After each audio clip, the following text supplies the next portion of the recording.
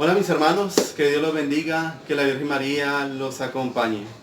Quisiera que antes de compartir una enseñanza muy importante, nos uniéramos en oración pidiendo la presencia del Espíritu Santo. Y decimos: ven Espíritu Santo, ven por medio de la poderosa intercesión del Inmaculado Corazón de la Virgen María, tu amadísima esposa. Vamos a sellarnos con la sangre de Cristo. Sellamos nuestro cuerpo, alma, mente, corazón. Con la sangre de Cristo sellamos este lugar, sellamos este canal, sellamos este medio de comunicación. Con la sangre de Cristo sello a todas las personas que me estarán sintonizando a través de este canal de YouTube. Que la sangre de Cristo los selle, los cubra y los proteja contra toda maldad y contra toda perturbación. Gracias te damos, Señor, por tu amor y por tu misericordia. Amén. Bien, mis hermanos, hay un tema que nosotros los católicos no debemos ignorar, y es sobre el tema de la posesión diabólica.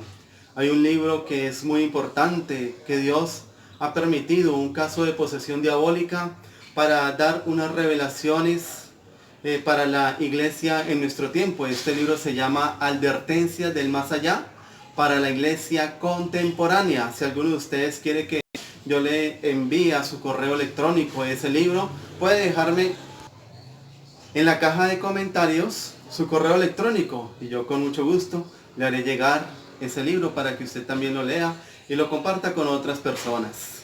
Pero para hablar sobre este tema de la posesión diabólica, es una de las formas en las que el demonio ataca al ser humano, es importante primero comenzar hablando de la existencia del diablo, del demonio. Algunos teólogos contemporáneos pretenden negar la existencia del diablo, y esa es la mejor estrategia del demonio: lograr o hacer pensar a la gente que él no existe. Esa es la mayor estrategia de él, para él pues defenderse contra los ataques. El demonio existe y lo podemos ver en la palabra de Dios. Varios pasajes del Evangelio vemos cómo nuestro Señor Jesucristo habla del diablo y se refiere a él como el príncipe de este mundo. Vemos cómo nuestro Señor Jesucristo en varios pasajes del Evangelio tuvo que practicar algunos exorcismos, expulsar demonios. Y vemos cómo también la palabra de Dios en primera de Juan capítulo 3 versículo 8 nos dice que el diablo peca desde el principio. O sea, no podemos decir que es que el diablo es una figura del pecado, es una figura del mal, pero que no es un ser en sí. Y no, porque precisamente para que haya pecado solamente tiene que ser una práctica mala ocasionada por un ser o una persona dotada de espíritu y de inteligencia. Solamente ella puede pecar. El mal no peca, porque es ilógico pensar que el mal peca por sí mismo, ¿no? Solamente alguien dotado de inteligencia, de razón, puede realizar el pecado. Entonces, eso debemos nosotros creerlo. Dice también el Papa Pablo VI en su alocución. Dice que el pecado por su parte da ocasión y efecto a la intervención en nosotros y en nuestro mundo del agente oscuro y enemigo, el demonio, lo dice el Papa Pablo VI. El mal no es solamente una deficiencia, es la obra de un ser viviente espiritual, pervertido y pervertidor. Se trata de una realidad terrible, misteriosa y peligrosa. El demonio es un ser, no es una figura del mal, es un ser pervertido y pervertidor, que peca desde el principio. Podemos leer algunos libros de algunas personas espirituales y místicas donde dicen que el demonio se rebeló contra Dios. Él quiso ocupar el puesto de Dios y él quiso resistirse a la voluntad de Dios, de que los ángeles, como el demonio antes era un ángel y se pervirtió, se rebeló contra Dios y se resistió de hacer la voluntad de Dios, de que los ángeles, entre ellos él mismo, iban a ser servidores de la humanidad.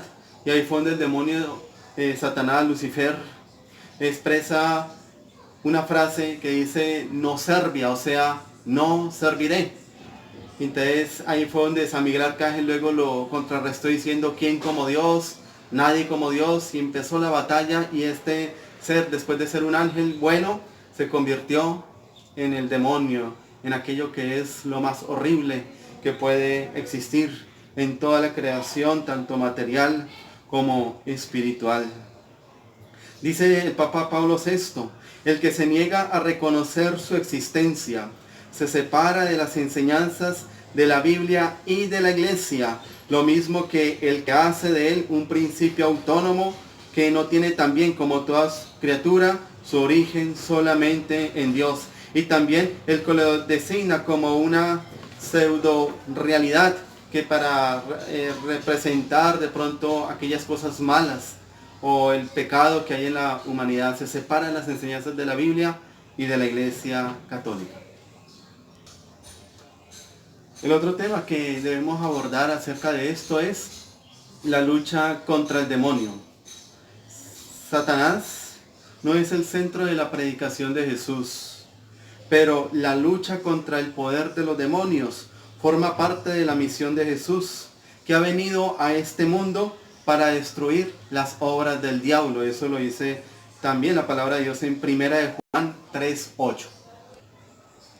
Y al Papa Pablo VI le hacen la pregunta, ¿qué es lo más urgente y necesario hoy en día para la Iglesia? Y la respuesta que él da es, una de las mayores necesidades para la Iglesia Católica es defenderse contra ese mal que denominamos el demonio. Y también en la palabra de Dios, San Pablo nos advierte que nosotros los cristianos tenemos que luchar contra las tinieblas, y no solamente contra un demonio, sino contra una imponente cantidad de demonios. Poneos la armadura de Dios, dice, para poder hacer frente a las maniobras del diablo. No tenemos que luchar contra hombres, sino contra las autoridades, las potencias, los dominadores de este mundo de tinieblas, contra los espíritus del mal esparcidos por el espacio. Lo dice la palabra de Dios en Efesios 6, del 12 al 13. Ante este tema que nos da la palabra de Dios de luchar contra el demonio, que nuestra lucha no es contra esos seres de carne y hueso, sino contra esos seres espirituales, se desprende otra pregunta. ¿Cómo nos defendemos nosotros contra ese ser maléfico, esos demonios, esos enemigos del alma? Y la respuesta es fácil, aunque es difícil ponerla en práctica. Todo lo que nos protege del pecado nos defiende por este solo hecho del enemigo invisible. La gracia es la defensa decisiva. La inocencia aparece como una luz. O sea, cuando nosotros no tenemos pecado, el demonio no tiene puerta abierta para atacarnos. Y todos recordamos la enseñanza apostólica que ha tomado las armas del soldado como símbolo de las virtudes que pueden hacer invencible al cristiano. También nos dice que el cristiano debe ser vigilante y fuerte, nos lo dice la palabra de Dios en 1 de Pedro 5:8. Sean sobrios y velen. Su adversario, el diablo, ronda como león rugiente buscando a quien devorar. Resistiles firmes en la fe, sabiendo que sus hermanos que están en el mundo soportan los mismos sufrimientos. Nos lo dice la palabra de Dios. Se debe también practicar a veces un ascetismo especial para alejar ciertos ataques del diablo. Jesús nos lo enseña e indica como remedio la oración y el ayuno. También San Pablo sugiere la línea maestra que debemos seguir. No te dejes vencer por el mal, pero queda vencedor del mal a fuerza de bien. Entonces debemos admitir que la posesión diabólica sí existe. Y si de pronto, si no lo creemos en la Santa Biblia o en el Magisterio de la Iglesia, debemos verlo también en el caso de los santos. Muchos santos, por ejemplo, el caso de Santa Gema Galgani. Fue una mujer que sus últimos sufrimientos fue estar poseída por el demonio. El santo cura de Ars tuvo que atender también casos de posesión diabólica. El caso de una religiosa que estaba en el convento de Santa Teresa de Ávila. O también vemos en la vida de San Juan de la Cruz. La vida y la biografía de todos estos santos y muchos otros nos enseñan y nos recuerdan que este ataque malévolo del demonio, que es posesión, sí existe. No debemos negarlo, no debemos solamente atribuirlo a cosas psicológicas o cosas solamente enfermedades de la cabeza. No, eso es una perturbación realmente espiritual. Y para saber si hay un caso de posesión, hay varias señales, varias señales. Una puede ser el rechazo hacia las cosas sagradas. Hay personas que, estando poseídas por el demonio, no soportan, por ejemplo, los sacramentales, que son agua, sal y aceite benditos y exorcizados. Algunos exorcistas le emplean como manera para discernir si hay presencias malignas en una persona. Utilizan una estrategia que es muy fácil, que sencillamente le coloquen en los alimentos esos sacramentales, el agua, la sal o el aceite, que después de que hayan sido bendecidos y exorcizados por el sacerdote, se lo ofrezcan a él. Y la persona, obviamente, sin saber que emplean esa práctica con él, sienta rechazo hacia esa alimentación sin él saberlo. Cosa que quizás no es muy común. O sea, primero el rechazo hacia las cosas sagradas. Hay personas que también se han equivocado porque les han presentado una hostia haciéndola pasar como hostia consagrada y resulta que no era consagrada y comienzan a manifestarse. Entonces ahí se puede ver que estamos ante una situación más bien psicológica.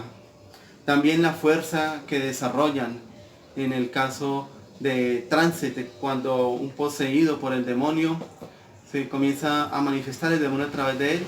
Normalmente desarrollan una fuerza sobrenatural. Yo he visto casos de mujeres cuando están en ese trance de manifestación demoníaca, entre varios hombres, muchas veces no las pueden casi ni sujetar, no las pueden tener porque su fuerza es bastante superior a lo humano. También tienen la capacidad de revelar lo oculto. Hay casos de personas que el demonio a través de ellas comienza a hablar y comienza a revelarle a los que están ahí cerca cosas ocultas, sobre todo pecados. También los olores, cuando una persona comienza a tener manifestación demoníaca, se comienzan a sentir olores bastante fuertes. Y también manifestaciones sobrenaturales, por ejemplo la levitación. Personas que el demonio en el momento del exorcismo la levanta sobre el aire, flotando sobre el aire, unos 2 metros de alto. También que aparecen signos en el cuerpo. Yo estuve en una comunidad religiosa donde orábamos por las personas oprimidas y en el momento de la oración comenzaban a aparecer rasguños en los brazos, en la espalda, comenzaban a tener manifestaciones en su propio cuerpo. O también cuando se da una liberación a través del acto de trasbocar. Yo tuve la oportunidad de presenciar un caso de liberación donde aquella persona que estaba oprimida, cuando trasbocó, expulsó tierra negra y alfileres. Eso es algo que la ciencia normalmente no puede explicar y podemos decir que sí existe un caso real de posesión diabólica, porque es ilógico que alguien vaya a vomitar alfileres, porque una persona si los consume se muere, o que vaya a vomitar tierra negra cuando nunca la ha consumido. Entonces, aquí vemos que sí es una cuestión sobrenatural y es muy evidente en que hay un caso de posesión diabólica. Le ocurrió una vez a un exorcista que le llevaron a una muchacha que estaba pues perturbada por espíritus malignos y ella decía que el demonio muchas veces le hablaba a ella y la llevaron empleando una forma muy importante, sin que ella se diera cuenta de que iban para donde un sacerdote. La llevaron donde un sacerdote exorcista y diciéndole que le iban a llevar era donde un médico psiquiatra. La llevaron donde este sacerdote y el sacerdote se hizo pasar por médico de tal manera que ella no se diera cuenta. Cuando esta mujer estaba hablándole al padre, el padre mentalmente comenzó a reprender al demonio en latín. Solamente así, en el pensamiento lo comenzó a reprender. Cuando esta mujer le dice al sacerdote: Padre, es que en estos momentos el demonio me está diciendo que usted mentalmente lo está reprendiendo en latín. Entonces ahí fue evidente que sí había una realidad que no se podía negar y comenzaron la oración de exorcismo. Entonces, hermanos, eso es muy importante realizarlo. Y hay varios motivos de la posesión diabólica. Uno de esos puede ser la conocida posesión expiatoria. Esto se da cuando una persona acepta la voluntad de Dios de que pueda sufrir esta cuestión de la posesión para reparar sus pecados y los pecados de las demás personas. También hay casos en los que tienen una misión especial que cumplir para la iglesia, no solamente por sus sufrimientos, sino también por sus revelaciones, como este caso del libro de Advertencias del Más Allá para la iglesia contemporánea. Dios permitió que una buena mujer fuera oprimida y poseída por el demonio para que a través de ella los demonios tuvieran que, obligados por Dios, a decir la verdad y revelar muchas cosas que son importantes también para nuestra vida espiritual.